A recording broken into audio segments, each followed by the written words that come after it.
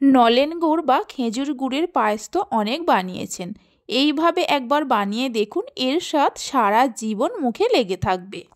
নমস্কার বন্ধুরা, রূপাস কিচেনে সবাইকে স্বাগতম। তাহলে চলুন দেখে নেওয়া যাক। শুরু থেকে শেষ পর্যন্ত দেখার জন্য আপনাদের কাছে অনুরোধ রইল।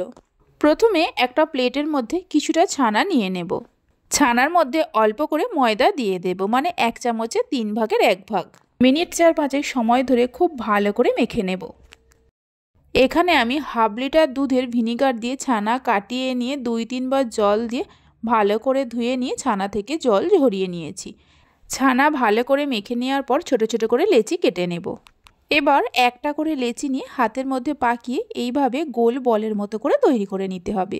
খেয়াল রাখতে হবে এই বলের গায়ে কোনো রকম ফাটল না থাকে। সবগুলো ছানার বল তৈরি করে নেওয়ার পর গ্যাসের ওপর একটা কড়া বসিয়ে কড়ার মধ্যে দিয়ে দেব 1 বাটি চিনি। ওজন হিসাবে 150 গ্রাম চিনি আছে। ওই বাটিরই 3 বাটি জল দিয়ে দেব, আর ওই বাটিরই হাফ বাটির মতো খেজুর গুড় বা নলেন গুড় দিয়ে দেব। জলের সঙ্গে চিনি আর গুড়টা মিশিয়ে নিয়ে গ্যাসের ফ্লেমটা হাইতে করে চিনিগুলো মেল্ট হওয়া পর্যন্ত অপেক্ষা করব। চিনিগুলো মেল্ট হয়ে যাওয়ার পর তৈরি করে রাখা ছানার বলগুলো এর মধ্যে দিয়ে দেব। ঢাকা দিয়ে 10 থেকে 12 মিনিট সময় ধরে রান্না করে নেব, গ্যাসের ফ্লেমটা হাইতে রেখে। 12 মিনিট পর ঢাকা খুলে দেখাচ্ছি। দেখুন রসগোল্লাগুলো সাইজে কতটা বড় হয়ে গেছে। রসগোল্লাগুলো ছোট ছোট করে তৈরি করেছি, তাই হতে খুব বেশি সময়ের প্রয়োজন পড়বে না। এবার একটা বাটির মধ্যে তুলে নিয়ে রেখে দেব। ওই কড়ার মধ্যে দিয়ে দেব 700 ml এর মতো দুধ। এই দুধটা আগে থেকেই জাল দিয়ে ঘন করে রাখা ছিল। দুধ যখন হালকা গরম হবে দুধের মধ্যে দিয়ে দেব 3 চামচের মতো গুঁড়ো দুধ। দুধটা জাল দিয়ে ঘন করে রাখা ছিল, তাই এখানে আমি 3 চামচের মতো গুঁড়ো দুধ দিয়েছি। আপনারা চাইলে গুঁড়ো দুধের পরিমাণটা আরেকটু বাড়িয়েও দিতে পারেন।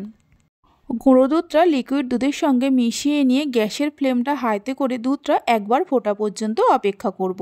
দুধটা এদিকে হতে থাক। ততক্ষণে একটা বাটির মধ্যে 1 মুঠো গোবিন্দভোগ চাল নিয়ে জল দিয়ে ধুয়ে নিয়েছি। অল্প করে ঘি দিয়ে চালের সঙ্গে মিশিয়ে নেব।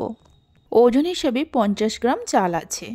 দুধ যখনই ফুটে উঠবে গ্যাসের ফ্লেমটা লোতে করে ঘি মাখিয়ে রাখা চালগুলো দিয়ে দেব। চালগুলো দুধের মধ্যে দেওয়ার পর ভালো করে মিশিয়ে নিয়ে মিডিয়াম ফ্লেমে কিছুক্ষণ রান্না করে নেব। কিছুক্ষণ রান্না করে নেওয়ার পর আপনাদের দেখাচ্ছি। তবে মাঝে মধ্যে এইভাবে একটু নাড়াচাড়া করে দিতে হবে। প্রায় 14-15 মিনিট রান্না করে নেওয়ার পর দেখুন চালগুলো খুব সুন্দরভাবে সেদ্ধ হয়ে গেছে। চালগুলো সেদ্ধ হয়ে যাওয়ার পর গ্যাসের ফ্লেমটা বন্ধ করে দিয়ে যে রসগোল্লাগুলো তৈরি করে রেখেছিলাম পায়েসের মধ্যে দিয়ে দেব। রসগোল্লাগুলো দেওয়ার পর কিছুটা রস এর মধ্যে দিয়ে দেব, তবে পুরো রসটা দেব না। আর কিছুটা খেজুর গুড় বা নলেন গুড় দিয়ে দেব। ওজন হিসাবে 100 গ্রামের মতো গুড় আছে। অবশ্যই এই সময় গ্যাসের ফ্লেমটা বন্ধ রাখতে হবে, তা নাহলে দুধ কেটে যেতে পারে। গ্যাস বন্ধ রেখেই সব কিছুকে ভালো করে মিশিয়ে নিতে হবে। সব কিছুকে ভালোভাবে মিশিয়ে নেওয়ার পর পায়েসের মধ্যে সামান্য নুন দিয়ে দেব। নুন দেওয়ার পর নুনটা মিশিয়ে নিয়ে মিডিয়াম ফ্লেমে মিনিট 3-4 রান্না করতে হবে। এইভাবে একবার নলেন গুড় বা খেজুর গুড়ের পায়েসের রেসিপিটা বাড়িতে বানিয়ে দেখতে পারেন। আশা করি বাড়ির সবাই খুবই পছন্দ করবে। বাড়িতে বানালে খেয়ে আপনাদের কেমন লাগলো অবশ্যই আমাকে কমেন্ট করে জানাবেন। 3-4 মিনিট রান্না করে নেওয়ার পর গ্যাসের ফ্লেমটা বন্ধ করে দেব। এর থেকে আর বেশি ঘন করব না, কারণ ঠান্ডা হওয়ার পর আরও একটু ঘন হয়ে যাবে। ঠান্ডা হয়ে যাওয়ার পর দেখাচ্ছি। দেখুন পায়েসটা আগের থেকে অনেকটা ঘন হয়ে গেছে। এবার একটা বাটির মধ্যে সার্ভ করে নেব।